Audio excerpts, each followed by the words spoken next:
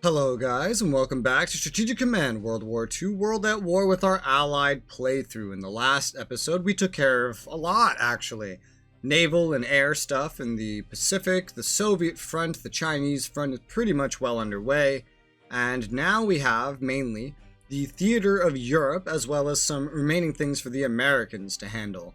Let's zoom in over to Greece and handle this first. We have another situation of a panzer driving forward and getting itself surrounded. All we need to do is step around it.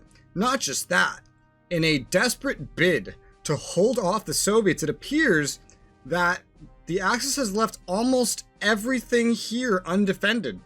What was just recently a very well-defended entrance into Yugoslavia is now empty, probably because we haven't been pushing very far here, but the Soviets have, which gives the Greeks and the Brits an opportunity to actually push.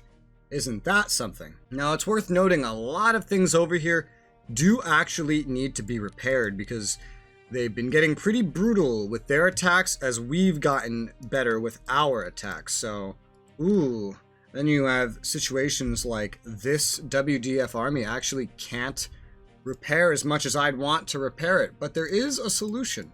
If we swap the second corps into their position, they don't currently have enough to resupply that far. However, if they stay on this road, hopefully the supply should improve itself. We'll go ahead and focus for right now on improving and repairing our current forces up here. I will take the Rhodesian Special Forces and move those north into Albania and use them to attack the enemy bombers here, who have been being a bit of an annoyance, dealing 5 damage and taking none. Not so bad.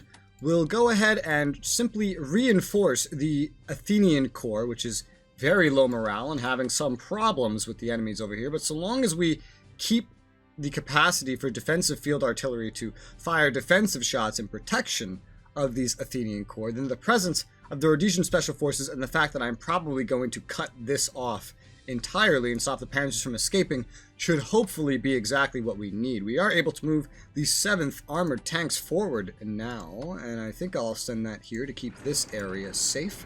Even though the Brit tanks are not the best. How's research going for that, by the way? Oh, it's only recently started.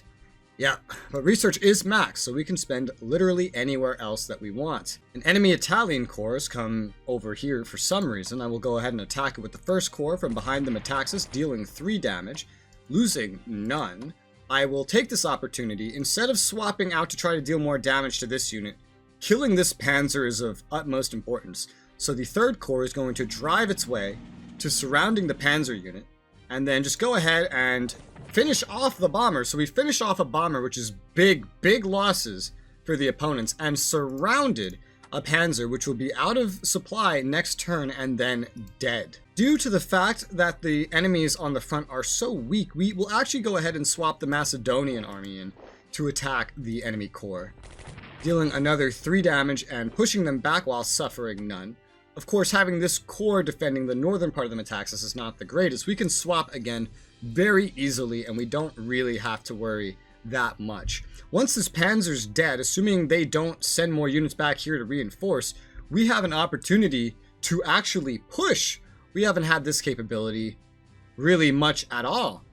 They may choose to operate some stuff down here due to the fact that we've been rather quiet with the Soviets this turn, due to the fact that we're mostly giving them better infantry weapons to allow them to be as effective as the Brits and German infantry in combat. We will go ahead and reinforce the Desert Air Force fighters over here in Greece. We do have some upgrades for the Greek fighters who can reach Advanced Fighter Level 2, as well as some long range.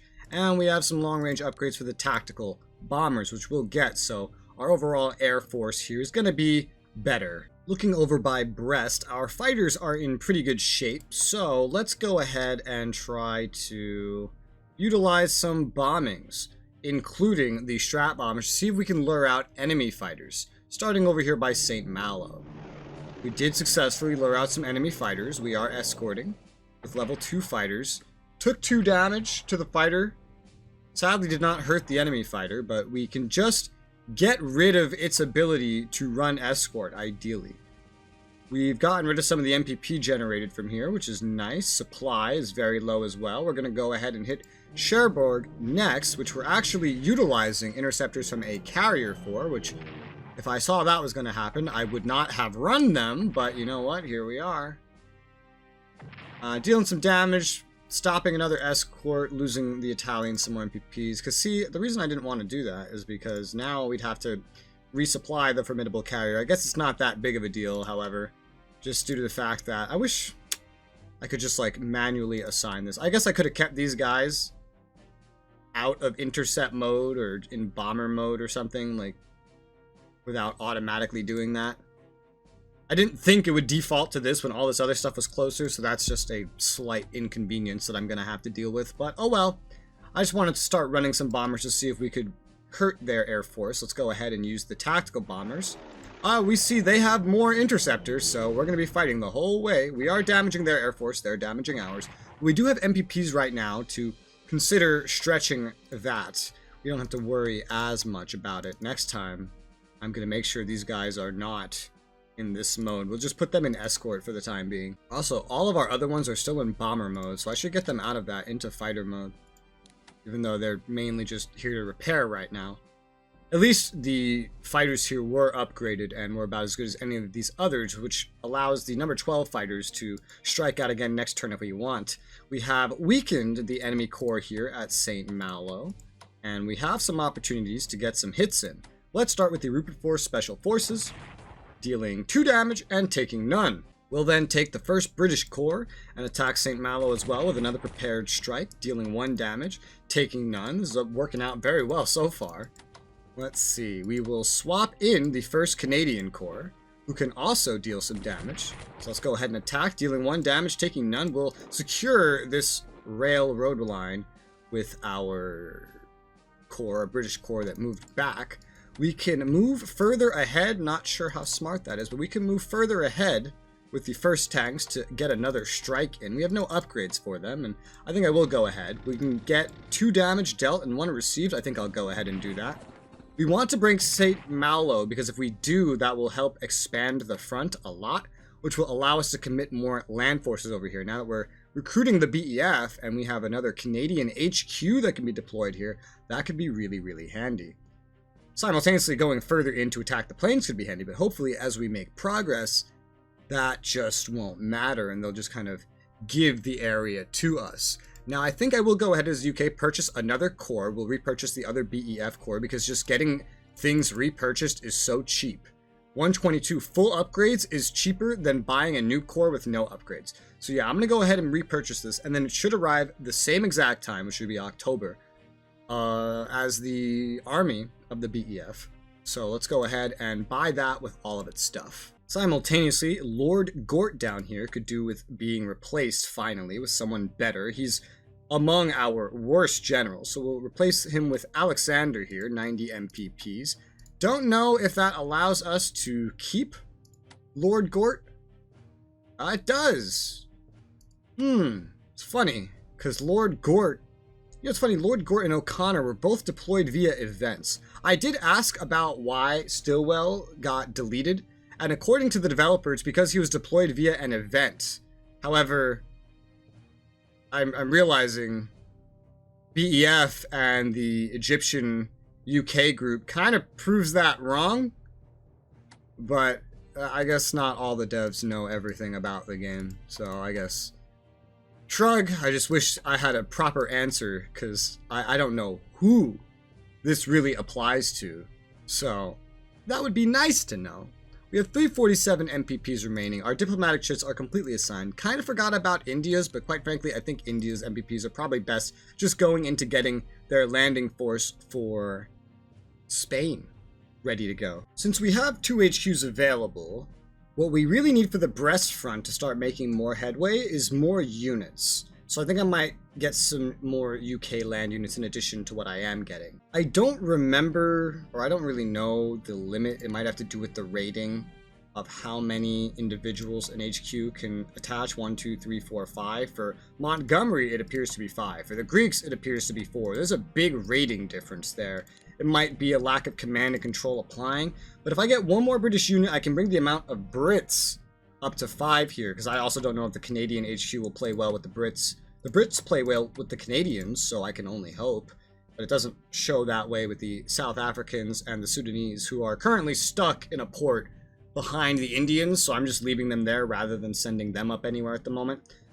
So just thinking about the Brest front, as that's going to be the easiest thing for me to reinforce without, you know, needing more HQs there, which I desperately need in Greece. Definitely getting one more British unit, and then maybe some Canadian units. We'll see. We'll see how the Canadian HQ interacts, because I might just be able to get more British units. They'll spawn faster, and I can get way more of them.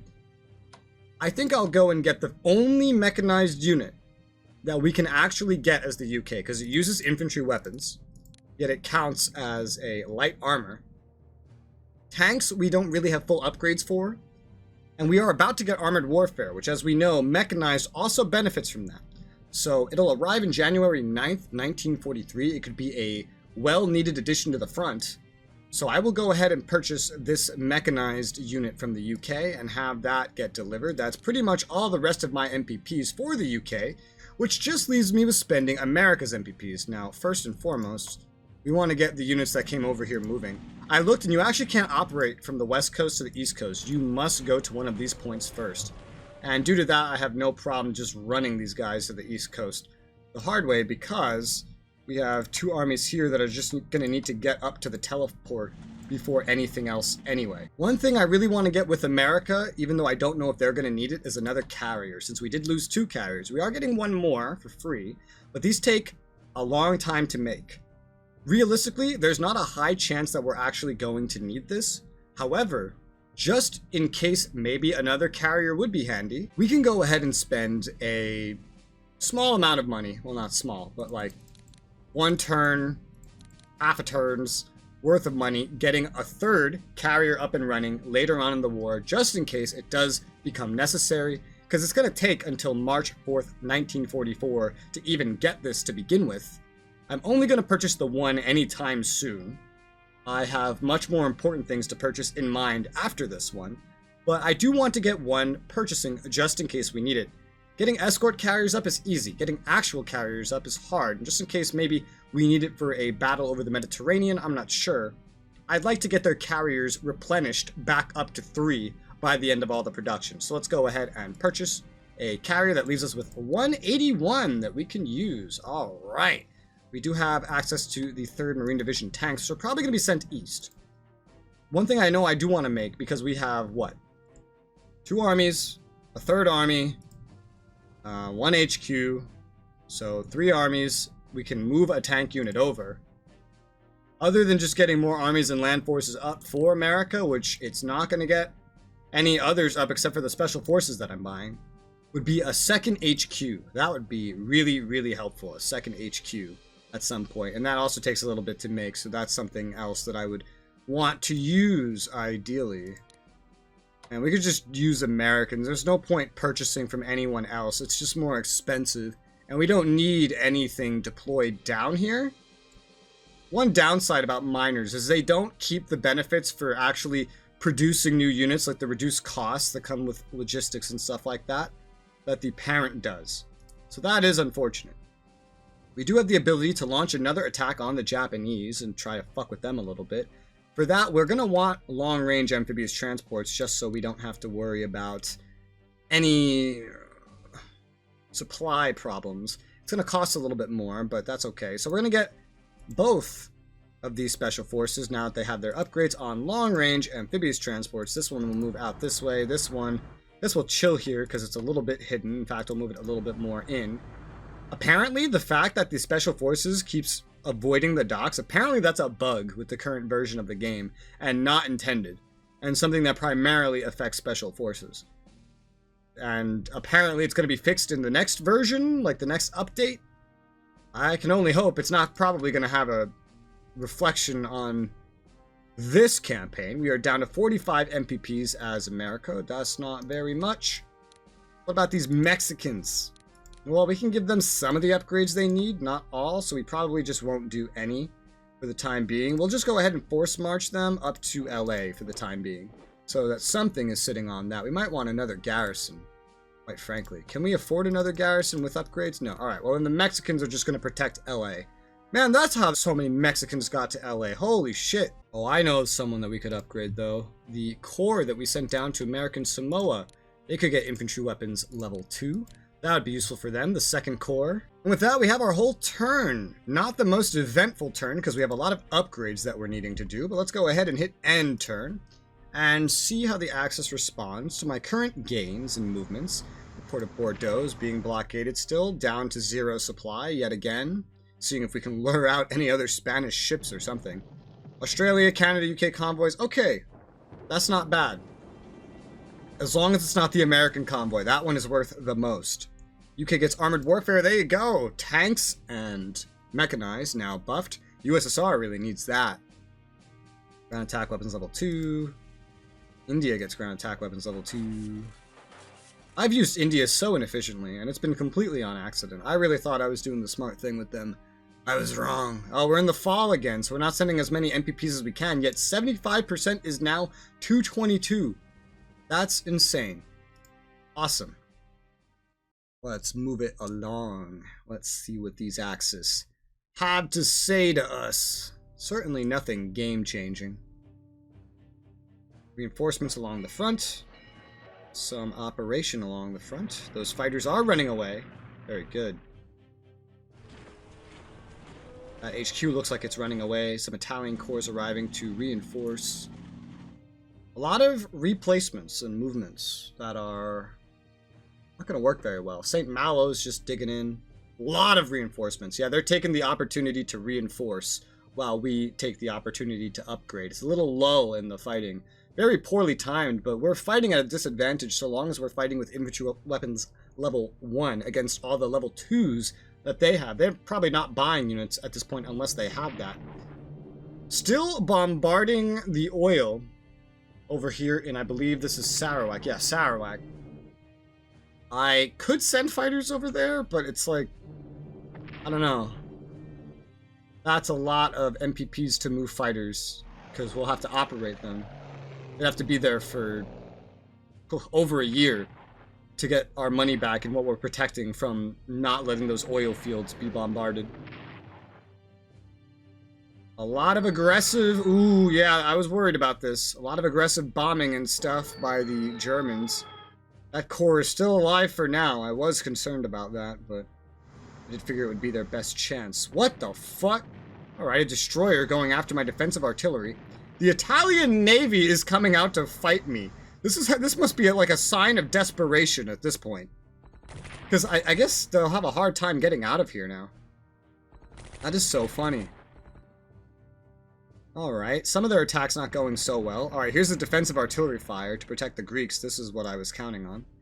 So the Panzers not doing any damage at all. And there's the second one. I knew I would need two.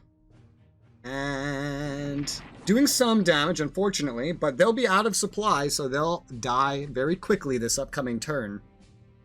That worked out fairly well. A lot of reinforcements on the front. Yeah, they're just kind of recovered. What the fuck? You can't be this dumb. Oh, look, another submarine. They just marched an HQ to the front. What the fuck? And the tank's already suffering attrition losses. Why did they march an HQ to the front? Bordeaux has no supply. That's good. Sweden, Germany convoys intercepted. Good, good. And our offensive in Brest is not being met with much reprisal, which is good. Very, very good. Zoni spotted in his HQ. Fighters. Bombers. Fighters. Corps. HQ. All this stuff is too far away from Japan to protect it. Maritime bombers, what the fuck? An Italian... Why is there an Italian destroyer off the coast of India? How'd you even get here? Wait a minute. You can't get through the Suez, I would have seen you. Which means... Doesn't this mean that this destroyer would have had to sail all the way around Africa without raiding us once just to get over here? And if that's what this means, Does that mean... What? Do they get an event that just spawns a destroyer here? Why are there Italian destroyers in the Indian Ocean? This can't accomplish anything. In fact, look, it's right next to this whole navy that I've built up. What the actual fuck? Well, thank you, spies and intelligence, for spotting that for me. And then, the Italian navy here. Can they not get past here due to the zones of control of the army being here? I'm realizing that could be a thing. Although I'm not sure. I'm really not sure. So let's go look over at China. Now, namely in Japan, the supply situation here is still pretty bad. It is worth noting that Nagasaki is a minor port, meaning it will never provide more than 5. Nagasaki itself, I don't know how much it can get up to, but it's only providing 3, seeing as we only took it that many turns ago. Hiroshima is a city with a major port. Once supplies build up here, we should be in a good position, but until then, we're actually not in a good position. So for now, we'll just push some upgrades where we can, on the 6th Army here, for example. The 54th Army actually doesn't even have the capability to do such a thing right now, nor does the 13th Army, which is trying to get the hell out of this supply lacking area. The 54th Army could move forward, but it would have to move forward a touch by just swapping with the plane, which I don't necessarily want to do. Or by swapping with the HQ. There's no ability to force march or to move any farther by operating due to just the lack of supply that's over here, unfortunately. So that's not ideal. So the southwestern advance into Japan will be a little bit slowed down in the long run, but we do have another attack that we're getting ready to do over by Niigata. So we want to get into a position where we can make it all the way to Niigata next turn, not this turn. Ideally, without getting spotted. So here it is. We have to make it here. So 1, 2, 3, 4, 5. This is as far out as we can go. We ideally want to go a little bit far out. So 1, 2, 3, 4. This works. Yeah. We'll try to bring it around here with you. And then 1, 2, 3, 4, 5. Okay. Go here. 1, 2, 3, 4. Let's have them be 4 away, just barring the worst. The Sun HQ can make it there whenever the fuck he wants. We just need to do this because these guys are in regular amphibs, so we have to take our time with it. We can go ahead and fire once again with the 23rd Army, but there is heavy arty back here, meaning it'll probably defend. But let's make any bit of damage that we can. What damage this takes will be irrelevant in the long run, as he'll need to pull back anyway to get his upgrades once his friends with upgrades end up catching up, or maybe even without upgrades. We did deal another 2 damage despite the defensive arty fire, so that is pretty good, actually. We do have the ability to get some research done, and before I waste it all away again, let's go ahead and research command and control, make sure China's researching something, as it is going to need it. Let's see here. We can move the 68th Army up to Haikou, enemy contact, which we will go ahead and artillery once and twice. And looks good to me. Let's get some elite reinforcements on the 1st Army here and then go ahead and attack with the 68th, dealing 3 damage and taking none. However, actually pushing the enemy off Haikou. Too bad that I did reinforce this, otherwise it could just march in there right now. It'll probably move back on, but if it doesn't, it's going to reinforce. Either way, this is the end of the siege here. These infantry weapons level 2 are exactly what we needed, plus the upgraded arty. It's pretty much over for Haikou. We're finally going to end up taking that. Woo, that took so long. That took so long. We need to make sure everyone that will be involved in the 3rd amphibious landing is ready. So let's go ahead and upgrade the 41st Army with infantry weapons level 2. We cannot get anything special here. Any upgrades for you, HQ? Nope.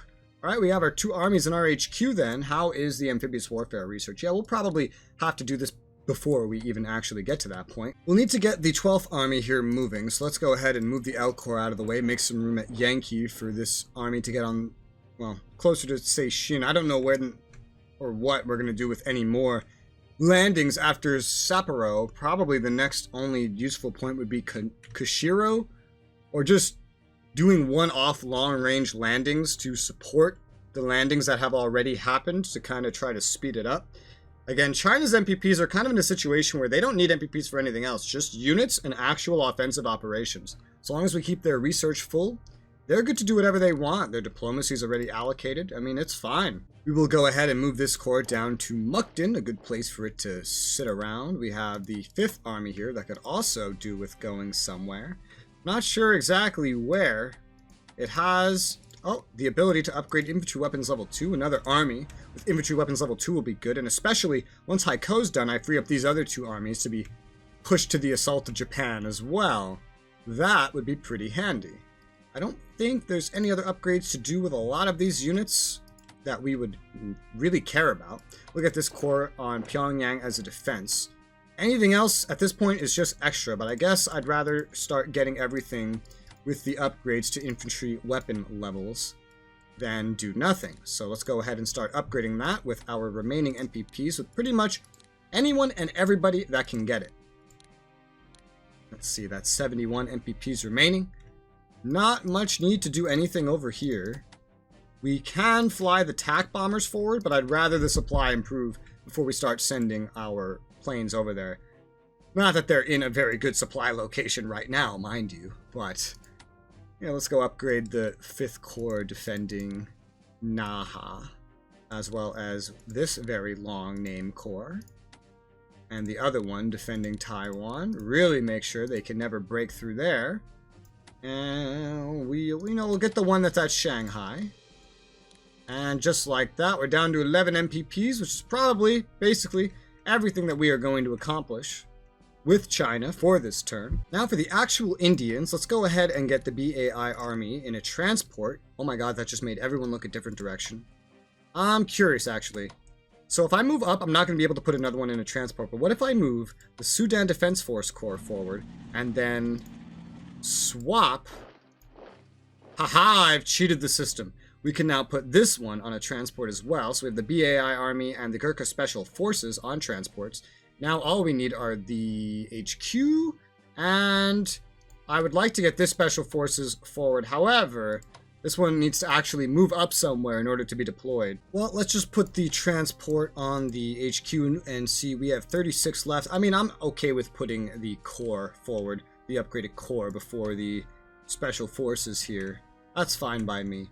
We'll go ahead and we'll have a long time probably before we have any further transports, because that's reliant on logistics. So for the time being, we can get you moving along. We'll get you moving down here so you can have your own dedicated port for the time being. Force march you over there. Special Forces will stay at Madras for now. And we have the 4 Indian transports. I was about to say British, but no, this is Indian. That are going to now try to sail all the way around Africa to try to go reach Spain. And I sure hope there aren't any other Italian ships over there. Or, quite honestly, seeing as we know a lot of the Italian ships are back here, we could attempt a campaign of port hopping, where we go from port to port along Africa, and then try and get one lucky naval cruise heading right to the Gibraltar. Because these things have 20 action points. 1, 2, 3, 4, 5, 6, 7, 8, 9, 10, 11, 12, 13, 14, 15, 16, 17, 18, 19, 20. That's just regular movement. Put them in naval cruise and they'll make it all the way there from pretty much anywhere over here. That would significantly speed up the time of the trip. It's a little more dangerous. I would not try this against a player without having the British Navy show up, and I might still have them show up. But against AI, I think I'm willing to take the risk. So let's get the Slim HQ going northwest through the Red Sea, which, again, we can pretty much see everything that's here. So we don't have to worry, really. We just got to get up towards the Suez and then go out from there. We can get in position pretty much whenever and wherever we want. We can try to just get all the way over to Tripoli with the BAI army, like right now. I'd like to get the HQ up that far. So let's go ahead with the BAI army and send them up to Benghazi. Let's send the Gurkha Special Forces up to Tobruk. I think this will work. I think this will be a very effective strategy for speeding it up. It's a very weird strategy, but it will still be effective. Let's go ahead and move the 5th Corps up here. It's going to turn what would have taken half a year or more to do into a 2 or 3 month operation. And that's if I'm really being generous with how long it would take to get around all of Africa. and this will also allow us to get further reinforcements over there a lot faster. I'll get the Indian tanks from Lahore moving down southwest towards a port where they can then reinforce and get deployed later. But for now, that is going to be all we do for this episode. I'm excited for all the things we're preparing for. I think the Axis doesn't stand a chance at this point. At first, I just saw the road to victory, and now I see victory in reach. We're probably not there for maybe another year or more, but I don't think the Axis can turn this around, personally. Let me know if you disagree. And for now, thank you guys very much for watching, and I'll see you on the next one.